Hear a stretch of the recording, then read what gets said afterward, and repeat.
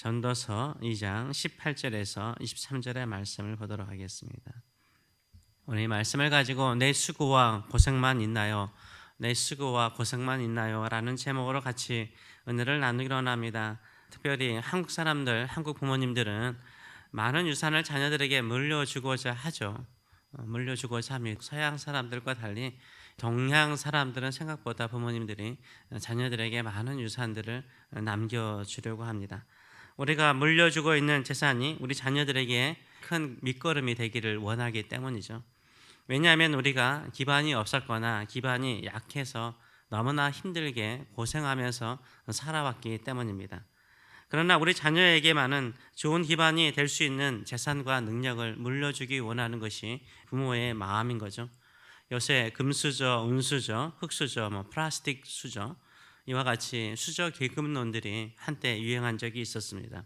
여러분은 어느 수저에 속하신지, 어느 수저 출신인가요? 저는 분명합니다. 흙수저입니다. 한국 부모님들은 안 쓰고 전략해서 자녀들에게 많은 재산을 물려주고자 합니다.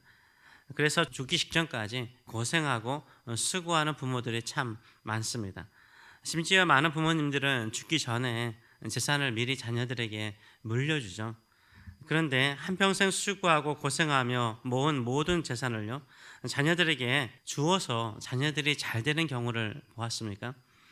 또한 자녀들이 그런 희생 속에서 주신 부모에게 고마운 마음을 갖는 자녀들 보셨습니까? 물론 고마워하고 부모에 주신 재산을 가지고 밑거름을 삼아서 잘 되는 자녀들도 많습니다. 그러나 의외로요, 더 못해준다고 부모에게 따지는 자녀들이 많습니다. 부모의 장례식 때에도 조그만 남은 유산을 가지고 자녀들이 또 싸우는 경우를 보게 됩니다.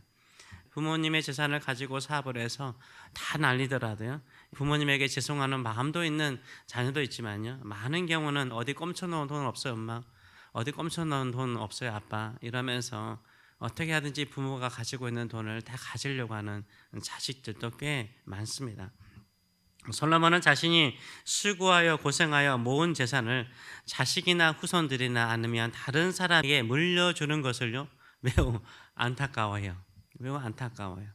8절의 말씀을 보게 되면 이렇게 말하죠. 내가 해 아래서 내가 한 모든 수고를 미워하노니 이는 내 뒤를 이을 이에게 넘겨주게 됨이라. 나를 이어서 왕이 되거나 또 내가 가지고 있는 재산을 가져가는 사람에게 이 돈 주는 거 아까워하는 거죠. 내가 해 아래서 수고한 모든 수고와 열매가 내 뒤를 이을 사람에게 가는 것을 기뻐하지 않죠. 왜 그렇습니까? 내가 수고하여 얻은 모든 것을 다 한평생 쓸 수도 없고, 또 내가 쓰려고 할 때는 다들 어떻습니까? 병들어 있어요. 생각보다 많은 분들이 병들어 있습니다. 근데 그 상속을 받은 자식이나 후계자도 믿을 수가 없기 때문인 거예요. 믿을 수가 없기 때문인 거예요.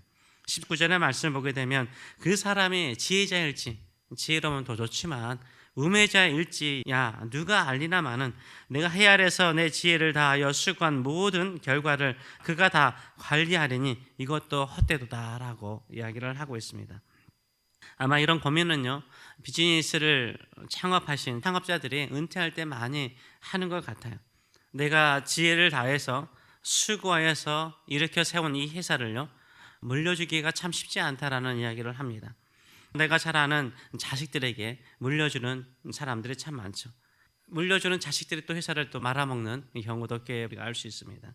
심지어는 교회 안에서도 이렇죠. 몇몇 목사님들은요, 은퇴할 때 교회를 다른 목사님에게 맡기는 것을 힘들어하죠. 그래도 믿을 만한 얘는 자식밖에 없다. 자식에게 교회를 물려주는 경우도 있습니다. 이상하지만 물려준다는 말도 참 이상하네요.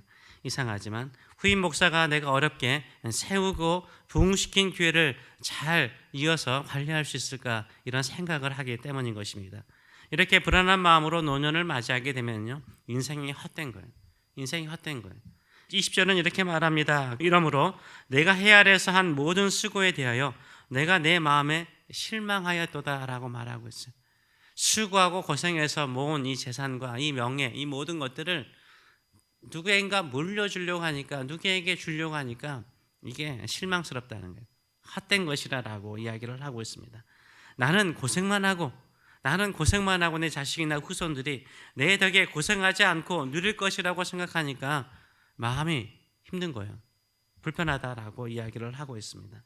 21절에서 22절의 말씀을 보게 되면 어떤 사람은 그 지혜와 지식과 재주를 다하여 수고하였어도, 수고했다는 거예요.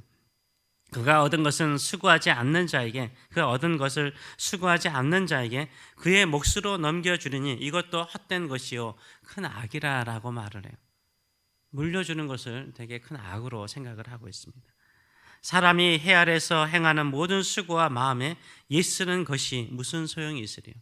내가 누구에게, 자식들에게, 후손들에게 물려주기 위해서 이렇게 고생을 해야 되나, 수고해야 되나, 참 이게 무슨 의미가 있나라고 고민하는 것을 우리가 볼 수 있습니다.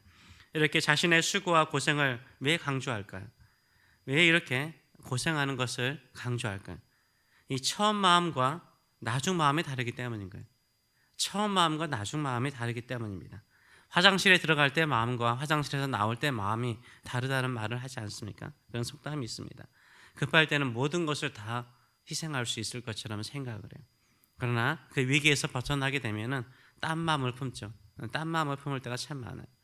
내가 고생하고 수고할 때는 내 자식에게는 이런 고생, 이런 수고를 물려주지 않으리라. 내 자식에게는 이렇게 고생시키지는 않으리라.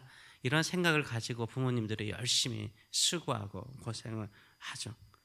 그런데 고생 이후에 풍족한 삶이 됐어요. 넉넉한 인생이 되었습니다.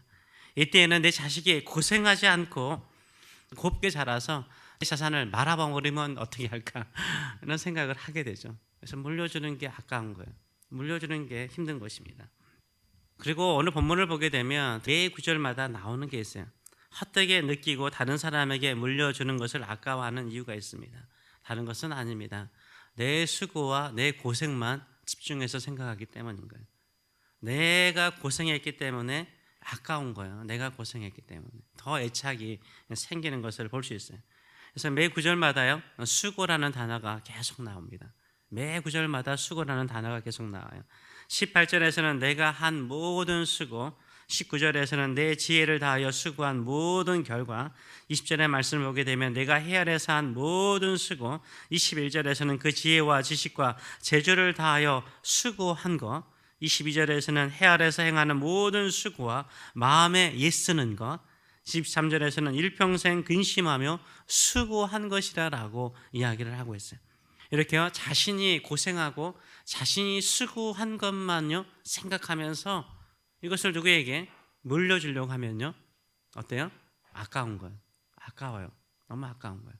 너무 아까우니까 물려줄 수가 없는 거예요. 또 물려주고자 하는 사람도 신뢰할 수가 없어요.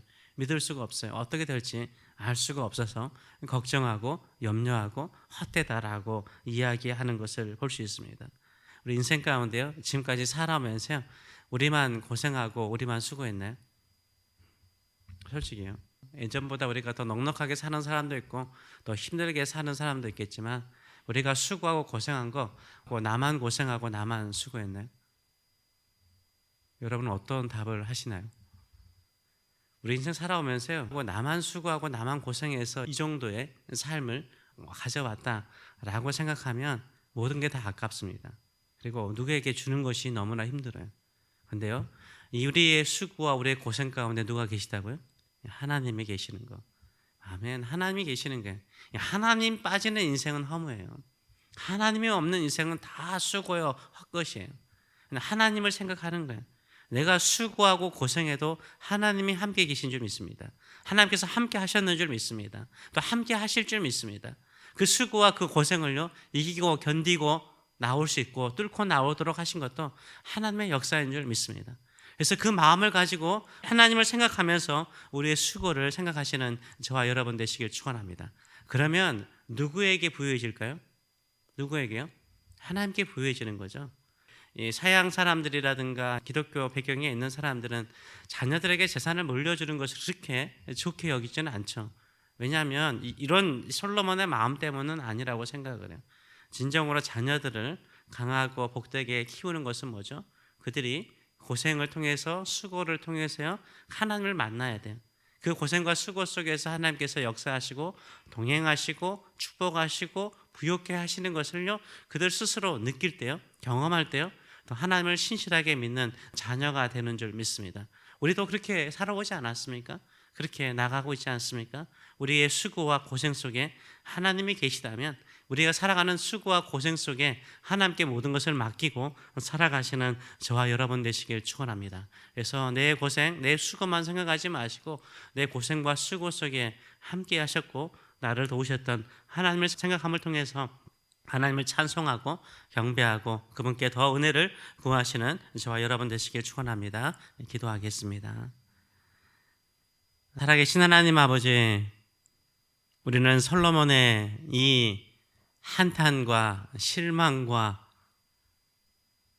헛되다고 고백하는 것에 깊이는 공감할 수가 없습니다. 우리는 많은 것을 누려보지 못했고 솔직히 자녀들에게 많은 것을 물려줄 만한 유산이나 재산이 없기 때문입니다. 그럴지라도 우리에게 가장 큰 유산은 있습니다. 가장 큰 재물과 같은 것은 있습니다. 내 수고와 내 고생 가운데 여전히 나와 함께 계시고 나를 도우셨고 내 눈물 닦아주시고 내 힘든 것들을 위로하시고 힘주셨던 우리 주님이 계십니다. 우리 하나님이 계십니다. 우리 사랑하는 자녀들에게 내가 고생 중에 수고 중에 만난 우리 하나님을 늘 전하고 또 증거하며 우리가 사랑하는 자녀들도 고생하더라도 힘들더라도 하나님을 인격적으로 만나고 하나님을 의지함을 통해서 부유해지는 인생들 될 수 있도록 축복하여 주시옵소서. 오늘도 우리는 새벽을 깨웁니다. 주님 없이는 살 수 없기 때문입니다. 하나님의 도우심 없이는, 하나님의 인도하심이 없이는, 하나님께서 주시는 능력 없이는 오늘 하루도 우리가 살아갈 수 없습니다. 오늘도 주님께서 우리의 수고와 고생 가운데 함께 하시며 부유해지도록, 풍성해지도록 우리를 축복하여 주시옵소서. 감사드리며 예수님의 이름으로 기도하옵나이다. 아멘.